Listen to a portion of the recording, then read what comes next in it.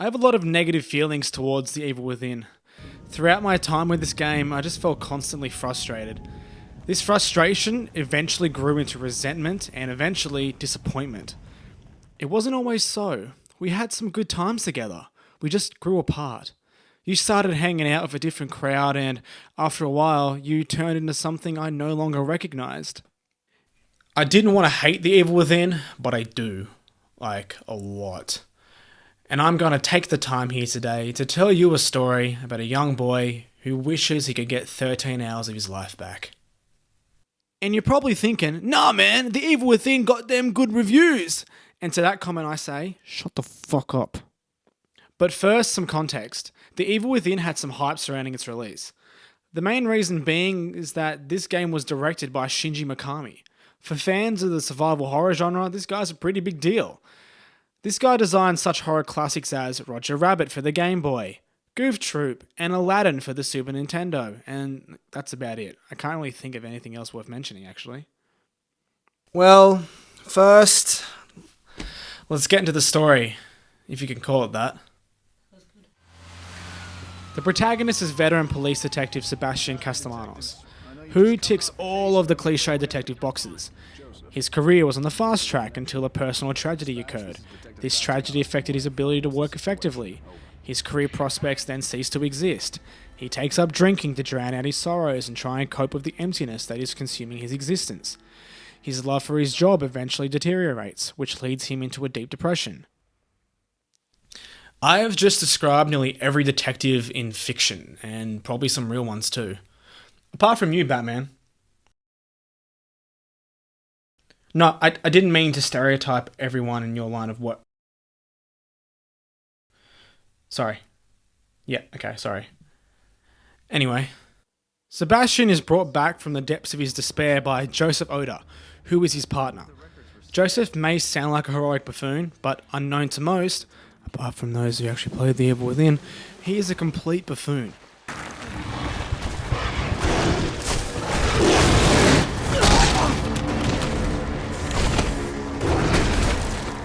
There are only two. We can take them. No, that's not...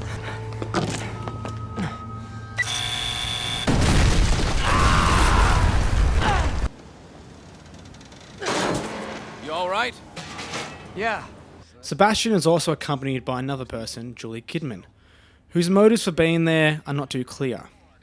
Upon their arrival, they find a lot of people asleep. Upon further inspection and utilising several complicated detective techniques, they discover these people sleeping are actually dead. Oh my God! This leads Detective Castellanos and his band of merry people to further explore the hospital, where they discover the cause of all the killing, murders and death. A crazy guy named Ruvik. We first see our villain on a surveillance monitor. He's just doing his usual thing, doing his taxes, slashing necks, helping out his grandmother around the house. After Ruvik's neck slashing quota has been filled, he looks at Castellano through the monitor and then materializes behind our main man. This leads our heroes to be transported to a nightmare world of Ruvik's design. Now, this plot may sound cool, and sometimes it kinda is, but overall, it's a complete mess. It's messy because the story takes place within Ruvik's reality.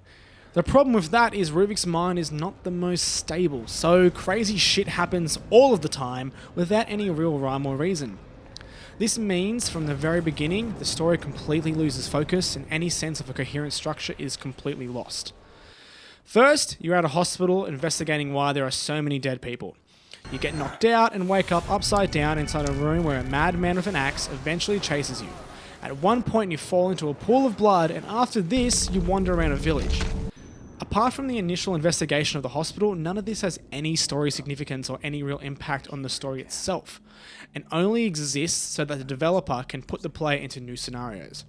So, from a gameplay perspective, Ruvik's unstable mind benefits the developer because it removes the need to coherently link the levels together. For those who have played Resident Evil 4, Dead Space, or any other horror game that has ditched the tank controls of years past, controlling Sebastian will feel right at home. You control him by moving your thumbs and fingers to complete the button inputs that you desire. This means you take on the role of puppet master as you pull Sebastian's strings, and yet he believes he is a creature with original thought. Your arsenal consists of some standard weaponry. Pistols, shotguns, and sniper rifles will aid you in your quest to kill Ruvik. An interesting addition is the Agony crossbow. This weapon has various ammunition types, such as explosive or lightning, that add a fun twist to the combat, and you can get out of a sticky situation using this. You scavenge parts needed to craft this ammunition from traps that the enemies have laid throughout the level. In the early chapters, traps are numerous and force the player to not only be aware of the enemy's location, but also observe the ground they are walking on. This is fun while being tense. Constantly being on your guard makes each encounter stressful and unpredictable, which is what you want in a horror game. In the first few chapters, The Evil Within is a stealth game. Most of your time is spent sneaking around, taking out enemies silently, burning their bodies so they don't come back, and moving on to the next area, and repeating this process. Ammo and supplies are limited, so you want to try and avoid combat. Enemies are relentless, and if you run out of ammo, your choices are either to run or to die. Thankfully, the enemy's AI is extremely stupid, and you can avoid most enemies by wandering around an object until the bad guy forgets about your existence and just wanders off. I really enjoyed the early parts of this game. The stealth gameplay was extremely engaging, the strength of the enemies and the lack of ammunition or resources increased tension and made for a fun but stressful experience. These opening chapters have some great pacing and are generally an enjoyable experience, though the honeymoon period does not last long. The Evil Within is severely hindered by a lack of focus and just becomes another standard action game. The action is not the issue here. It is the fact that the game has decided to increase enemy encounters and their numbers, have these encounters occur in areas where stealth is not an option, and yet still provide the player with a limited amount of ammunition and resources, which better fits stealth gameplay. You have no choice but to shoot every enemy because you have no other viable options. Now, I know this is supposed to be a horror game and a limited supply of items comes with the territory. The thing is, The Evil Within completely turns into an action game, and instead of balancing the game according to this change, they kept the horror genre tropes and somehow thought that this was a good idea. What this leads to is a game that has no idea what it wants to be, but wants to appeal to various audiences. Resident Evil tried this as well and failed miserably. But instead, trying to dabble in everything with the hope of appealing to the mass market is stupid. The boss fights are created with the purpose of them trying to be unique and memorable. They are a mixed bag, with some bosses being generally exciting and tense, to others which are just plain awful. These are more puzzles than actual boss fights and tend to follow a specific order. Most of the fights involve you running around in some industrial location because horror, flipping switches or pulling levers which activate some sort of device that damages the boss. Rinse and repeat until the boss dies. The best example of this is the first boss fight of the game. You wander into a small village that is littered with enemies, and most buildings have some form of trap, like spikes coming up from the floor, which are triggered by pulling a switch. It seems like the architect hired to design these buildings took the security portion of his job a bit too seriously. Eventually, through the player's insatiable curiosity, you discover a barn which has a giant man chained up inside. This guy is probably a forgotten participant of some sort of BDSM party, and upon further investigation, this fine gentleman decides he wants out of the BDSM business and wants to pursue a career path in the murder business, and thinks you should be his first client.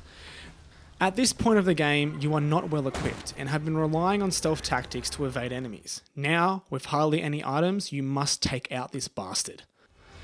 The lack of ammunition forces players to rely on the traps strewn throughout the area. This means leading the boss into a building, trying not to get cornered and lure him into the traps, while also evading the many enemies who want to help the big guy out of his new career path. It is good to see a community that supports each other.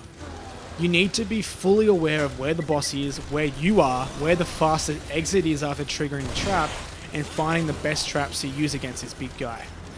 This boss fight is extremely tense, stressful, and was a great introduction to the bosses of this game. Unfortunately, this is probably the highlight of the boss encounters. This formula is fun the first time, but it is repeated too often and eventually becomes boring. For me to discuss what I believe are the worst boss battles, I will be discussing two bosses, one of which is the final boss. Luckily, the story of the game is not very good, so you won't be losing any sleep over these spoilers. The first boss fight I will discuss occurs in Chapter 12. The chapter begins with the whole gang on a school bus. They have just got back from a school excursion to Trump Tower where they successfully threw the One Ring into the pit of fire in an attempt to thwart his evil, incoherent plans. Things did not work out as originally planned though. The bus won't start and now our crew is stuck. Luckily for them, Trump emerges from the building and tries to attack them.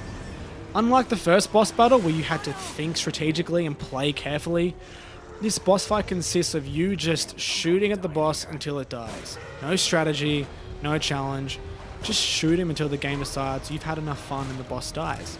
Riveting. Actually, I will admit, I did have fun at one point of this boss fight. It was when the boss decided to glitch out and not attack me anymore. Trump just remained stationary, lost in time and space, where my bullets no longer inflicted damage, and my colleagues were trapped in the constant loop of shooting and trying to start the bus.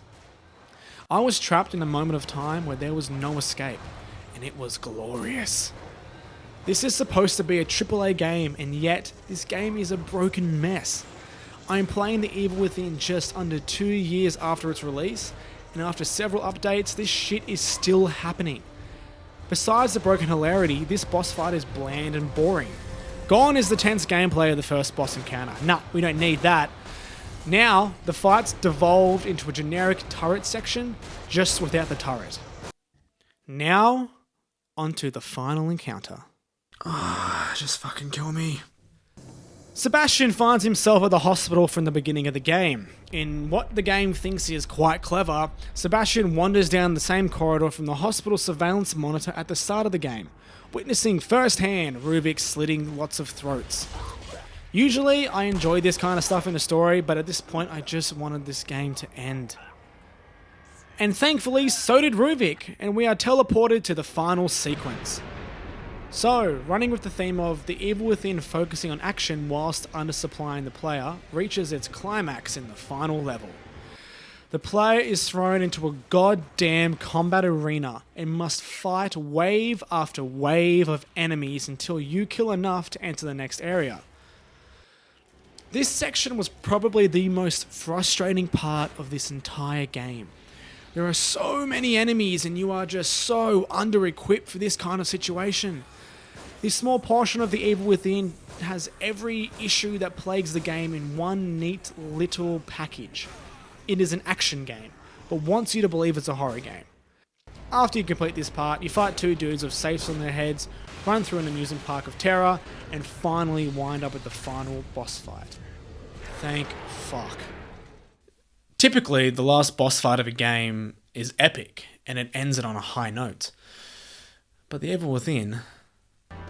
Instead, it's an actual turret boss fight that involves you shooting red circles, which of course are its weak spots, and ends with you shooting a rocket into the bad guy's face. I really wanted to enjoy The Evil Within.